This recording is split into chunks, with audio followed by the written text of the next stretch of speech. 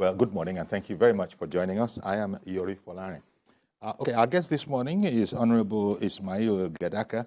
He's a former member of the House of Representatives, representing Fika Fune Federal Constituency in Yobe State. So thank you very much. He's also Secretary, Contact and Mobilization of the, now, shall we say, dissolved Tinubu Presidential Campaign Council. A fine morning to you, Honorable. Morning, how are you? Yes, good morning. Okay, let's have this conversation on the battle. I don't know, that's how they put it in the press. The battle for the position of Speakership of the House of Representatives. Okay, your party has zoned the office, just as they've zoned National Assembly offices. But give me your take, because some party members are not happy with the zoning. So what would be your situation? Are you happy with the way how the party has zoned it, or do you see it differently? No, I'm not happy with the way how the party have done. I'm not happy how the party have done the zoning. I'm not abass, and I'm not against the party zoning the leadership of the National Assembly, but it has to be done correctly. It has to be done with consultation. It is expected that when party want to zone, they should be able to call the attention of all the aspirants, both in the Senate and in the House, so that aspirants will sit down. So the party will look at it critically and choose the one that can lead the party in both the Senate and the House. By doing so, no member will go against the party decision. But when things are done unilaterally, and even the members of the NWC, some of them were not even contacted, talk less of even. So you can imagine for a party to have a leadership in the National Assembly that was not being carried alone. Members are not being carried alone. What I mean members, those aspiring for the position of the Senate President and for the position of the Speakership were not carried alone. So the party just came out overnight that we have zoned this. And if you look at the zoning formula, if you look at the zoning issue, in the Senate, well, I can say there is no call, but in the House, when you look at in the Senate, the party zoned the Senate President to the South, and the Deputy Senate President to the Northwest. And you imagine a party can look at already Northwest has a Deputy Senate President, and they are zoning the Speakership to the Northwest. So you can see that way is against the federal character principles of fair sharing, equity. Okay. Indeed, that's all what members are looking at, and any loyal party member is looking at it differently, like myself. Thank you. Yeah, indeed. Yeah, thank you, Honorable. Indeed, this point that you are making has consistently been brought up. There's also been some notion that the party probably needs to take another look at that. Why would the Northwest have, two of the four key positions in the top key positions in the National Assembly? But before we continue, Honorable, let me play this report on the subject matter, and then let's continue our conversation after this.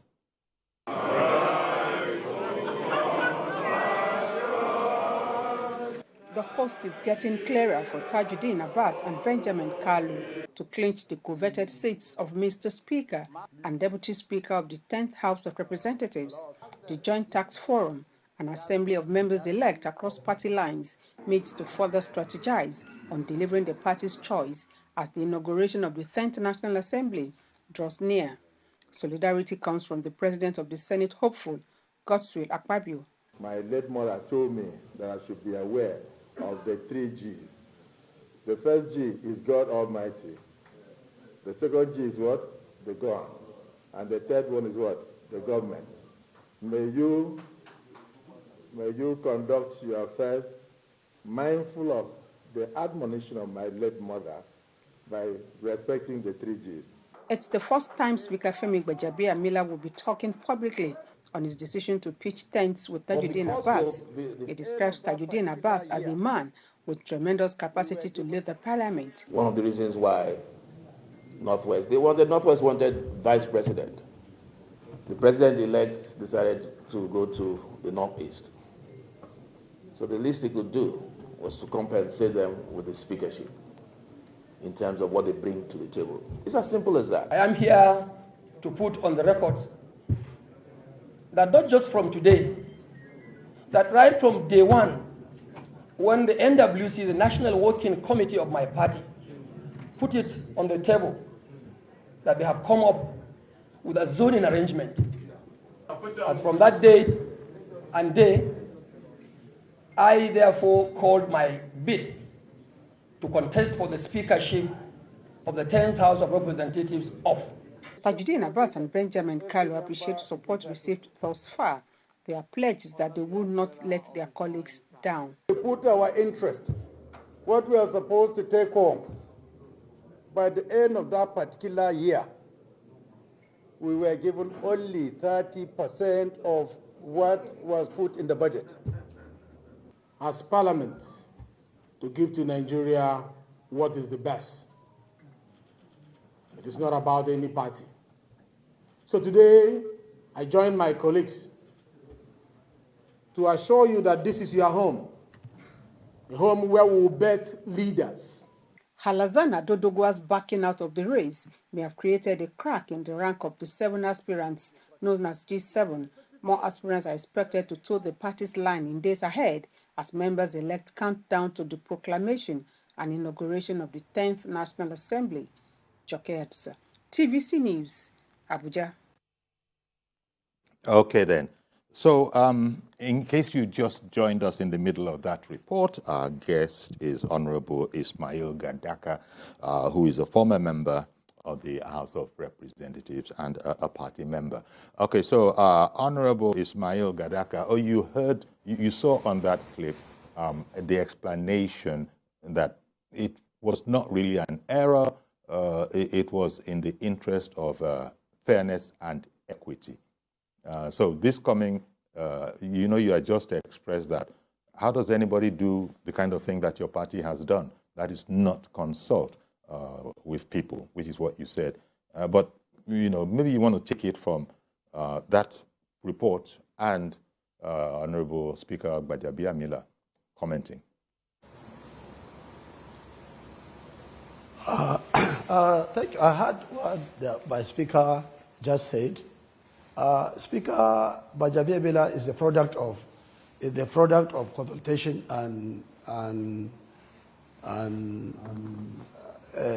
for him to become a speaker. If you could recall, Gbajabiamila led the campaign in the opposition while we were in the 7th Assembly, led the opposition for Tambuwal to emerge as speaker. And that time, in the 7th Assembly, that time when Baja was among the leading minority caucus in the House, we all rallied behind him because I came under the ANPP, the then ANPP, the proscribed ANPP that formed the APC. So all that time when their party have zoned it to Mulikat, while the House, our members decided that we need Tambuwal. And it was done with consultation. All those aspirants that at that time that wanted to contest, they all joined Tambuwal. And at the end of the day, when it comes to the election on the floor, we won. And look at the antecedents of what happened in 2015 when we are holding the 8th Assembly. When we came into 8th Assembly, our party anointed Gbajabiamila. But even his anointment, it was a consultation. It was a consultation that we had. All aspirants were consulted, and we all put our basket together.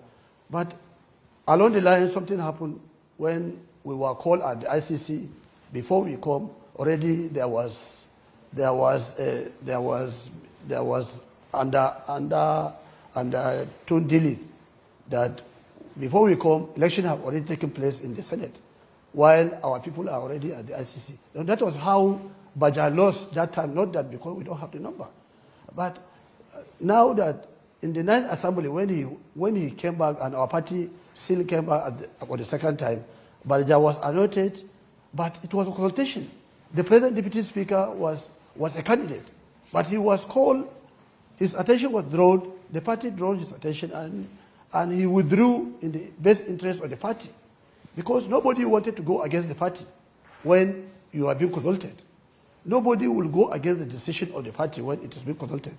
And you look at it from day one, from the history of National Assembly leadership, there was never a time that a principal officer or an office have been zoned, two different offices have been zoned to a particular place, a particular zone, going by the fact that we have federal character principle in place. We respect federal character, we respect equity. And I see no reason why we allow, nobody is against Tajuddin. Tajuddin is a competent, is our brother, is our friend. But we should look at it. There are zones that doesn't have anything. They were not even, and if you look at their performance too, as the speaker is saying, the performance, North Central had really performed, because the North Central brought Aswaju with about 5 states out of 6 states. So I see no reason why we just leave North Central vacant. There's nothing to write home with. So in the House, federal character principle is seriously respected, and we believe in it. And what we are saying is that we want the party and the leadership of the government to reconsider their position, because once this thing is not about zoning, it's about members elect to come and elect their leaders. We can only talk outside, but when we are in the chamber, when we are at the floor of the chamber, members have the right. You are dealing with an institution, a learned institution, those that represent Nigeria. So we cannot just take it for granted and think we are good to go. And when you look at the House leader have never been part of the G7. Have never been part of the G7. House leader have never been. So if you want things that he back out, there is nothing like back out, because he was not part of them, talk less of backing out. So if today Gagdi or Jaji or Wase or Betra back out, we can say, or Princess back out, we can say yes. One have back out from the G7, but they are intact. So we don't want to allow a situation when the Ogara issue will happen again, will come back again to us.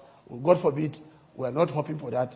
We want APC to continue continue producing the leadership of the National Assembly. Thank you. Okay.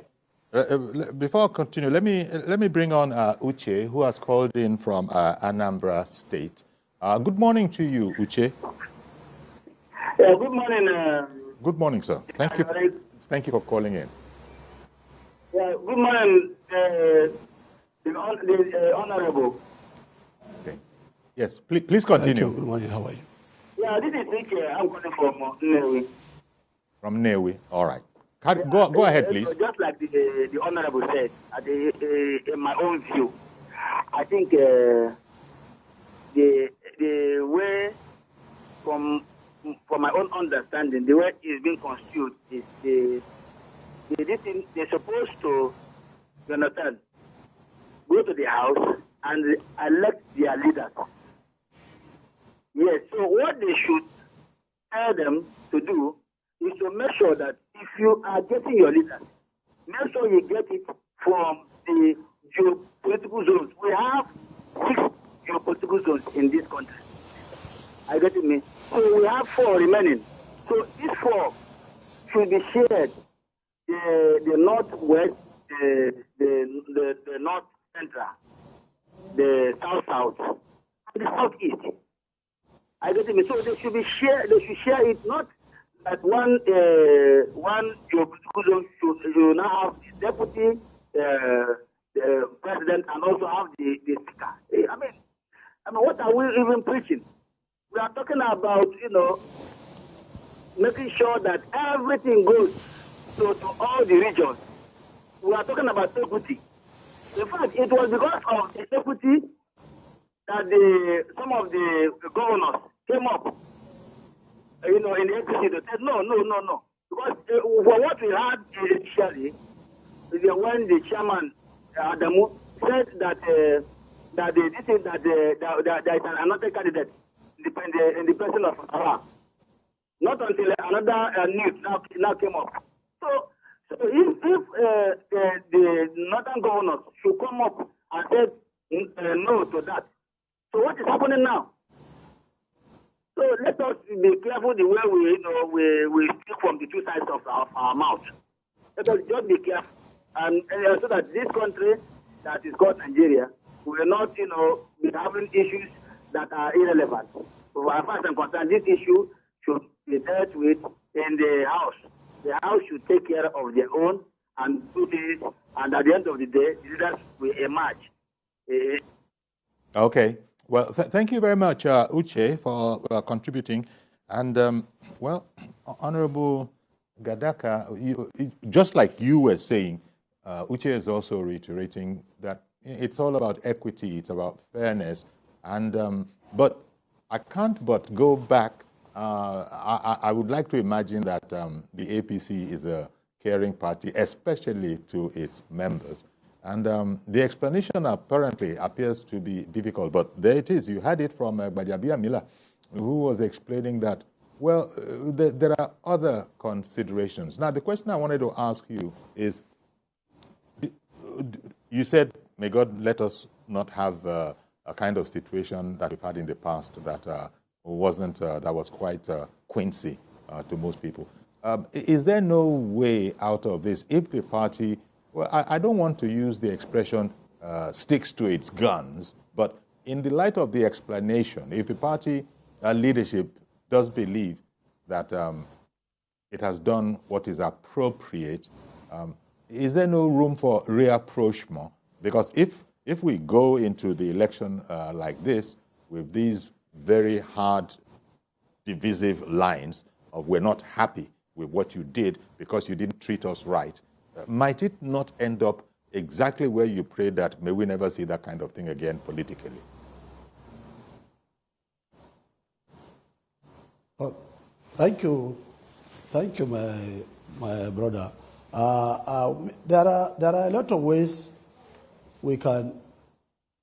There is a lot of ways we can explore to resolve this issue. But I want to bring the attention of the Honorable Speaker, who is also the product of negotiation and contact. Because if you look at the 9th Assembly, how Baja came off, how Baja became the Speaker of the House, you know that there were very serious contenders, there are very serious negotiation and serious consultation. And in the spirit of stewardship and equity and peer hearing and peer sharing, the Deputy Speaker then, the present Deputy Speaker, conceded to him so that we have a clear and clearer contest in the House. And I want also to him to draw back to 2015 when we run against Dogara. I am sure Baja will recall that I am one of the prompt agitators of Baja Biamena in Yobe and in the Northeast. In the Northeast. And he knows how we struggle. Even for him to become the House leader, it was a very serious problem for us. Because some gangs, some cabal have blocked us that Baja cannot be a House leader. There and then we worked. It took us very serious issue before even the presidency accepted that Baja should be the leader. And I wonder why. In just less than 4 years, you just came out of this. You are now a speaker. I'm expecting him to make consultation. If he wants a bus, let him consult. Let him consult with all the other aspirants. Let them sit down on table. Not okay. just come in. here and say this is what. If he talks of, if he's thinking about Northwest have brought 30% on the table for Aswaju. I'm a member of contact. I'm a secretary member of Contact Mobilization Northeast, Presidential Tinubu Shatima Presidential Campaign, dissolved Tinubu Shatima Presidential Campaign Council member. I'm a leader in that. That's all.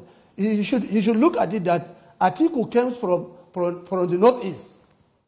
Atiku is from the Northeast, and we in the Northeast. If you're looking at the percentage, doesn't he know that we contributed a lot from the Northeast for Atiku not to even give us a very wide margin, for us to contain the might of Atiku, who was a vice president and a presidential aspirant for many times in the Northeast.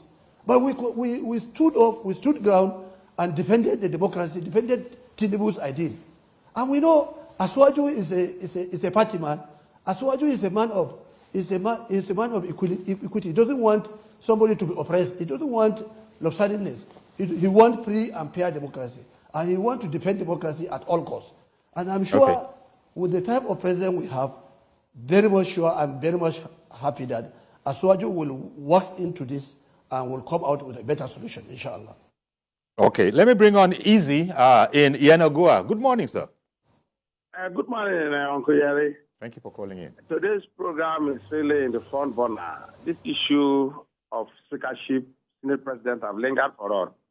Though the issue with the Senate President have almost been resolved, but the speakership issue has been there. You know, the National Assembly presently, for the last 20 years, do not have a kind of rainbow coloration. You have 7 political parties in the National Assembly, although the party has, APC has majority. But I want to speak to the conscience of the leaders of this country, the leaders of APC. If it's difficult for us to conduct election for 200 and something million Nigerians, why is it difficult that for 300 and something persons representing the federal constituency, they can't go into that hallowed chambers and do a peaceful election that will represent the configuration and feelings of Nigeria? Leadership is something that has to do with the people. So sad and very unfortunate that the North Central, which produces most of the Senate presidents in the past, who have not gotten speakership and who currently in the current configuration of zoning now did not get any position, despite the fact that 4 states out of the 6 states voted massively for the ruling party. So they should consider how to placate the North Central, because it's so funny, we're in 6 geopolitical zones with a power sharing formula. Northwest will now have 2 out of the 6 positions. It's not fair. We should begin to balance power in this country and begin to look at how we can make all sectors of the country look happy. Because we are talking about a government today that Nigeria has been so polarized, where 133 million Nigerians are living below the poverty line, 20 million children are out of school. We are talking about inclusiveness. We are talking about carrying everybody along, which is the cornerstone of democracy. So we should begin to look at how everybody, I know the president-elect, with his vision and his magnanimity, has a very large heart.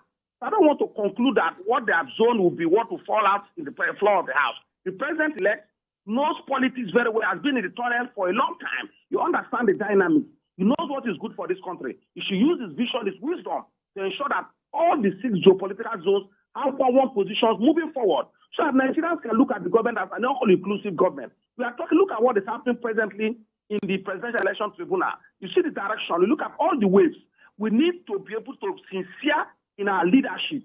Political leaders should be sincere in their vision. They should be seen to do exactly what they speak. It should be seen in their action. It's very unfortunate that our leaders at this level cannot do things that will improve the lives of Nigerians. Look at our debt burden. We're talking about over 70-point-something trillion naira foreign loan. A government that made just 12 trillion naira when it came in. You begin to look at the out-of-school children. You look at the unemployment rate. You look at the poverty. Then you begin to know that our leaders need to wake up. They need to think outside the box. It's not just waiting for federal allocation at the end of every month. They go there, sign allocation. They should begin to look at how they can be able to be very pragmatic, very dynamic, and very resourceful, because we need to grow our economy. We need to grow our political system. We need to increase our capacity. Look at the institutions. We have institutional problem moving down the line where we build big individuals and they control small institutions. The institutions are supposed to be greater than the people. So moving forward, we should be able to talk to the National Assembly.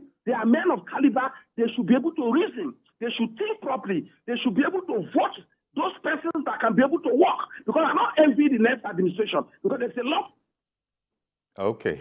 Well, easy there from Bayelsa State. He's also quite heated on the point of fairness, justice, equity, as you said. But just before we'll shortly have to go on a break, Honorable, but the point that was made earlier by the caller just before Izzy about the National Assembly, the members-elect, of the House of Reps should be allowed to, come up with their own leader, as it were. Now, on that point, it'll be interesting to hear what you think. Whereas we know how it is, but surely no party can actually not be interested in how things are going. Indeed, might even want to make suggestions, and I think I use that word advisedly, suggestions as to what might be the best for the party and for the country, even though it is causing this controversy.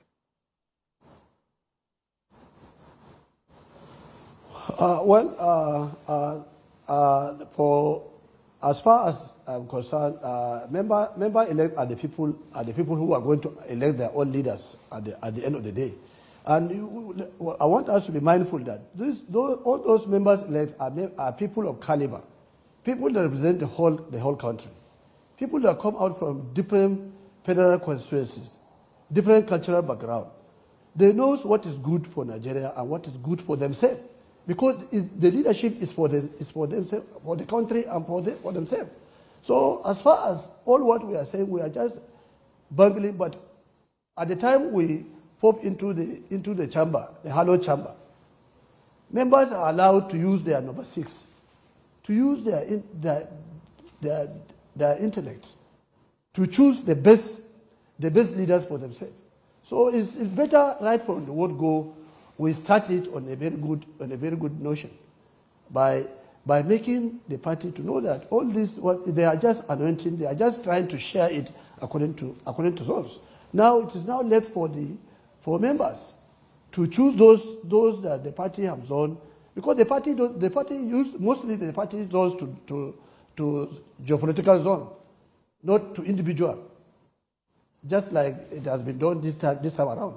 It has never been done zone to individual, but it has been done to particular zone. Then that zone, the caucus will sit down and choose among the aspirants who are those people that can stand the test of the time.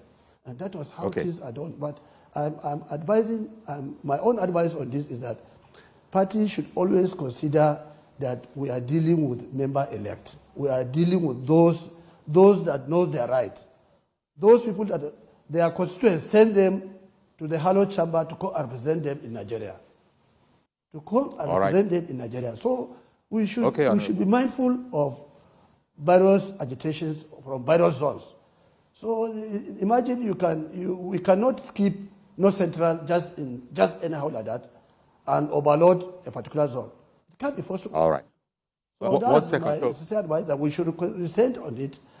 I'm very sure the party leadership are men of integrity. They listen, and they know the Constitution of Nigeria that talks about federal character, equity, let's take that equal sharing. Thank you. I hear what you've said.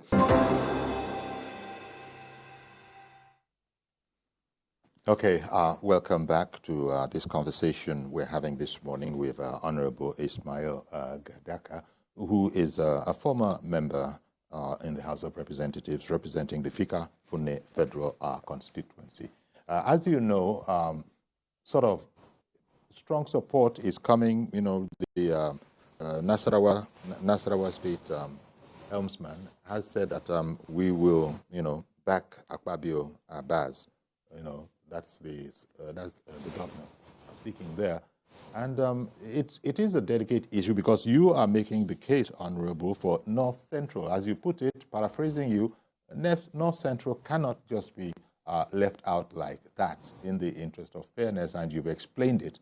You explained how people worked, and that if it is going to be about what the Northwest brought to the table, you are making the point that other areas, other people worked assiduously, and the efforts shouldn't be, I think, slighted, is the impression I got from what you said. The suggestion that has been made, do you think we have the time? Because they say, what, 1 day is a long time in politics. So you probably think that we still have a time for the leadership of the party, National Working Committee, the president-elect. We still have the time to, from your point of view, make this right? Because more and more people seem to be saying that, look, we see what the leadership of the party is doing, and we will go with them. Necessarily, that will hurt some people. But do you think we can still get a rapprochement on this? Yeah, I'm very much confident that we still have time. We still have time. The parties still have time to make amends, to reconsider their position and do the needful. As far as National Assembly election, even a day or 2 days is enough. It's enough to take a decision, and it's going to be done. And it's going to be done. So there is nothing like time is not against us. We can always take decision.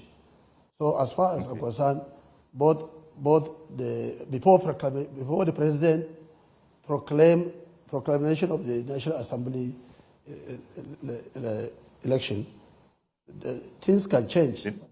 The needful can be done. Issue of time, as I'm very much sure that anything can be done. So, okay. If you look at the I beg your pardon. You continue, sir. Let me bring in a caller who has been waiting for a while. So sorry about that. Mr. Joshua Inire-Walede, good morning to you, sir. Yes, sir. Uncle Yori, good morning, and good morning to the Honorable. Uncle Yori, I'm a bit bothered, so bothered, and I think we can come out of this situation. Unfortunately, I need the House of Rep members and the senators-elect to understand that there will never be fairness in terms of all these things, because they are talking about geopolitical zones and all this, and there are individual interests in all these matters.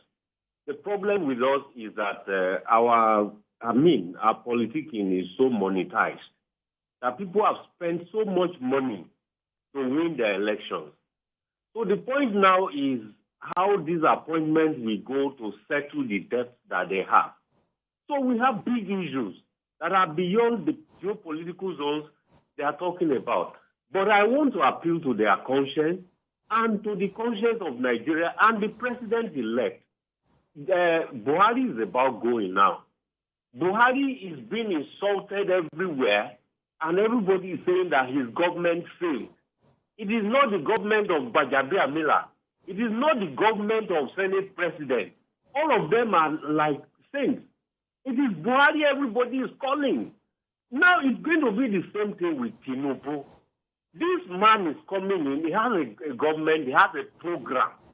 Have they even considered, all these people, that they need friends, they need people who understand the program of the president-elect to execute those programs? So that at the end of the day, it is Tinubu that failed, not the speaker, not the Senate president. I know there is the importance of fairness, but for once, can we all bury our personal interest? Everybody in the House of Rep or Senate can be a leader, but can we discuss issues about how Nigeria governance can move to competence and stop being sentimental about so many things that we cannot solve? Thank you, sir. Well, thank you very much, Mr. Joshua from Ire-Walede. That point that beyond the question of equity, fairness concerning our, regional divisions, which is a convenient, it's a device of convenience. But that point that was made, how would you react to that? That people are, standing on those particular kind of platforms, but that actually there's an investment approach to it too, in the sense that a lot of people have spent very, princely sums, and this might be beclouding the, bigger goal of, governance. Okay, thank you very much. I want to draw our attention to how our president, first of all, come up. When Buhari anointed Senator Ahmed Lawan to be the anointed candidate of the party, what happened? It was the people. It was the people. The northern governors sat down and said, no, we can't. Buhari cannot do 8 years, and he can still come back and do another. Somebody from the north cannot do 8 years. That is the question of fairness and equity that comes in. And Asuwaju was ready, and everybody knows that Asuwaju is the correct candidate for the job. And that was what happened. We insisted, Asuwaju insisted, all of us insisted that Asuwaju must be the candidate. There was a free and fair election. And Asuwaju won the ticket of APC at the end of the day. And when it comes to the general election, there are a lot of insinuation, a lot of threats that came out, but people resisted, and it showed that Asuwaju should be elected, and he won. Previously I told you how we in the Northeast defended Asuwaju's interests and brought him as president against Atiku, who planned a lot of things to be done in the Northeast. Well, we stood up, we stood ground and defended that. So also the same. It doesn't take away anything. I'm very much sure Asuwaju will look at it critically and come and allow democracy to take its course. Okay, one moment, Honorable. Let me bring in Ada in Jos. Good morning, Ada. Yori, good morning, Yori and your guest there. I don't know, they're calling from Jos Statistics. Mr. Yori, you see what? Let them have a robust and dialogue and consultation. Otherwise, I foresee a coup on the floor of that house during the election. I remember one of Shakespeare's quotes. It says there is no art to find the mind's construction in the face. So when you force people, to, give up, they will have bad blood running in them. And then when they go for that election, it's their vote. They will decide on whom to vote for. So it's better to settle this thing amicably. And again, let us move away from this sense of assembly, to move away from the scenario that's featured in the Ninth Assembly, where every time we're talking about 95% and 5%, who brought in what, the vote and all whatnot. They can zone, but I've said that there's nothing wrong with zoning for equity and fair play. But what is wrong is micro-zoning into particular people, because it's going to be like cash and carry, but the cash and carry can fail them. They don't learn. They can still fail them. Somebody can take that money and still vote against it out of annoyance. So that is the problem. Once people are elected, they should see themselves working for Nigeria and not for their primordial sentiments. All the same, let's not give up on Nigeria. All that doing. Thank you very much, Ada. Let me ask you, Honorable, the point that she brought up, that, look, people might be sufficiently incensed as to actually pull the equivalent, the political equivalent of a coup in the National Assembly. You get what we mean. Of course, we're not talking about a real coup. Is that, how much of a danger is that, or is that far-fetched? I didn't hear you. Oh, I was saying that the last speaker had inter alia said, if people, you don't know the minds of people, and if people are feeling aggrieved, they could very well go and act, say, okay, if it's going to be like this, then we will have our way. We are the people who can cast a vote. Nobody outside of this hallowed house can cast a vote. That would be the political equivalent of a coup. So I was asking, how much of a danger do you think that is, or is that a far-fetched notion? Well, we don't pray for that, but for sure, for National Assembly is something that you cannot run away from it, because these are issues when things refuse to take its course, members will be forced to decide otherwise. So we don't want APC to run into that level, and that is why we are calling on the party to reconsider their position, But if you look at the antecedents of what happened in 2015 and what is happening right away, people are going on air that they have broke the jinx of this G7. But up to now, if you look at their appearances, you look at that they are intact.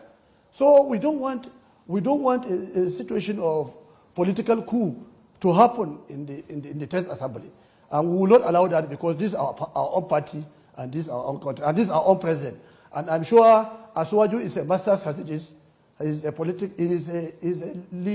a master of defending democracy, and I'm sure he's going to work on it. He will look at it critically and come out with a better solution for us. Thank you. Okay. Mr. Yakub in Dokwemu, good morning to you, sir. Yeah, very good morning, sir. Thank you for calling. And good morning to Honorable. You see, this matter, I think if the party hierarchy is not playing this game very well, I'm very sure the House of Representatives, they are going to elect their own leaders. And then I want to tell you, Chifiori, between me and you and the Honorable and the others and anybody that listens to this program this morning, how could you just suppose that? Somebody like us that even support this party, what the party hierarchy did is totally wrong, Chifiori. How could you give 2 seats to one region? Where is it done? Look at what, even the North Central, look at what they brought to the table. As I'm talking to you today, it is only North Central did better than Southwest in terms of the forces that given to Ashwad Bola Ahmed Tinubu. But if I'm talking to you today now, they can boast of 5 governors from that very particular region. Now, the region that giving you 4 states, the LIFA 4 states, you don't give them anything. You see, the issue is this. I will hold the National Assembly, especially the House of Representatives. If the party leader does not do the needful, they should go ahead. Yes, I'm a supporter of APC, and then I will continue to support them. But in the place of where a situation whereby they did wrong, that is where we are loyalists, that is where we are party members. In fact, I want to use this opportunity to thank you very well, okay? Because this is the only situation that giving us opportunity. That will be our mind when the party doing wrong, because they may not know somebody like us, they may not even know Reverend Dominic and then Judge of Peoples and other people. We have this platform to be our mind. Now, I'm using this opportunity to tell all the House of Representatives members, if the party does not change their stand, they should go ahead and vote for whoever they like to become their leader, especially anybody that comes from the North Central. Thank you and God bless you. Okay, then. Thank you, Mr. Yakub. Honorable Ismail Gadaka, that man was instigating, members-elect to go ahead and follow their minds, because he totally supports your point of view that there's a fairness aspect to this, and it's too much of an elephant in the room to pretend that there is nothing in the room. But you said earlier that you have confidence in your party and the leadership, the president-elect, that all is not lost. But that man was just instigating members-elect there.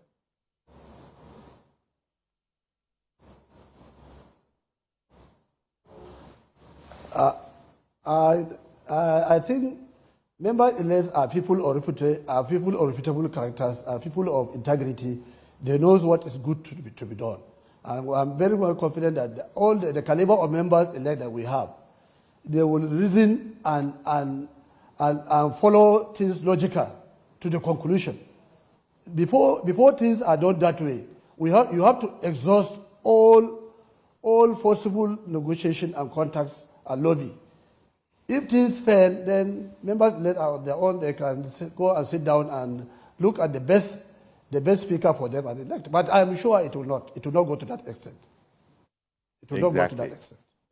It's like everybody in your party, not just you politicians, but even supporters from outside, are sort of holding their breath and hoping that this can be resolved. But I would say personally it's gotten a bit more difficult in the light of it being explained that it wasn't an error. It hasn't been said, arrogantly, You heard Bajabia Miela speak there, but seeking to counsel and explain to people that there are factors that, you know, just like Mr. Yakub, who just called in, he doesn't agree, he's not going to buy that. Yet, he's a loyal party supporter. You know, I don't know if he's a member as well. But these are some of the people that have been supporting right through the years. They have been through the Buhari years. But he is now saying, go ahead and do the needful, if this is the way APC is going to go. So has it become a bit more difficult now that it is being said that Tinubu didn't make a mistake? Although it's not a Tinubu thing. It's really a House of Reps thing. But again, Tinubu would have an input in it. Well, that statement made by Baja is his own opinion. It's his own opinion. It's not the opinion of the president-elect, because the president-elect maybe was misinformed. But going by what is happening, the happenings on the ground now, going by the political happening, what is happening in the National Assembly, I'm very much sure the president-elect is watchful and is looking at things. He's looking at events that is taking place in this country as regards to National Assembly leadership. He can't just keep quiet, because he's the one that is going to steer the affairs of the country. So I'm very much sure Baja is going to be left with his own opinion, and the president-elect will look at something that is doable and broker peace among the contenders and come out with a better speaker of the House of Representatives, inshallah. Okay, inshallah. Let me bring in Mazi Okorafor as our last caller. He's calling in from Arochukwu. Good morning, sir. Good morning, sir. That's Arochukwu in Abia State. Well, to me, House of Rep Speakership should go to North Central. Reason, we have 6 geopolitical zones in this country. Everything must balance. I repeat, must balance. We should stop this issue of politics of winner takes all. It doesn't make politics to balance. Look at what is hitting, how the speakership and Senate presidency is hitting very, very hard. What are the presidential elections? Does it mean that everybody must be there? No. Balance the equation, equity and fairness is what we want in this country.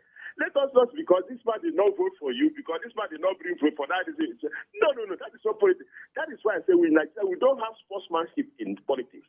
What we have is winner takes all. It was down to my own, which is not healthy.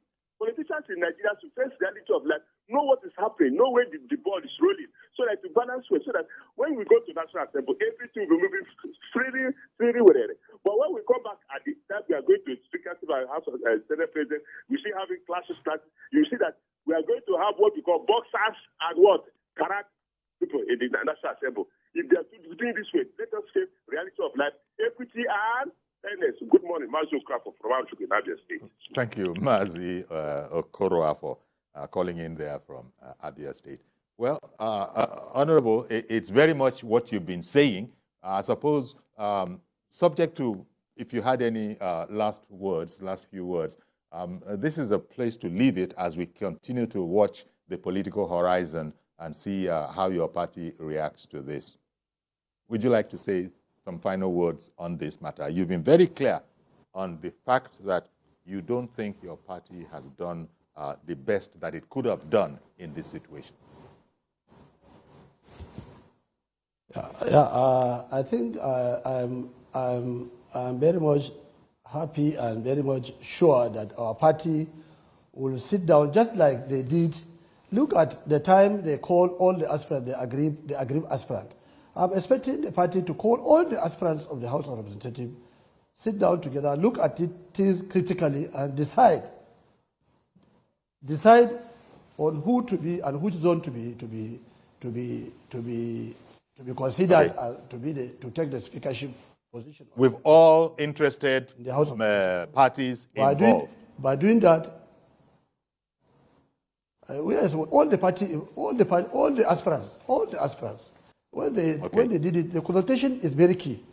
As long as they did the consultation and it's not late, it's not yet late, they can still sit down and look at it critically and come out with a united position And most of them, if you look at their discussions, most of them are not averse to contact and consultations. So when things we're going to have to leave it there. In the interest of fairness, and justice, and no those is being left out, I'm sure the party will be good to go.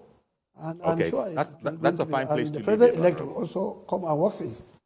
I think that's a fine place to leave it. And I want to thank you very much, Honorable Ismail Gadaka, for making time for us this morning. Thank you very much. Okay, so that's our program. Thank you very much. Thank you, Mr. President. Join us on Monday for a fresh edition. I am Yori Folani. Bye-bye for now.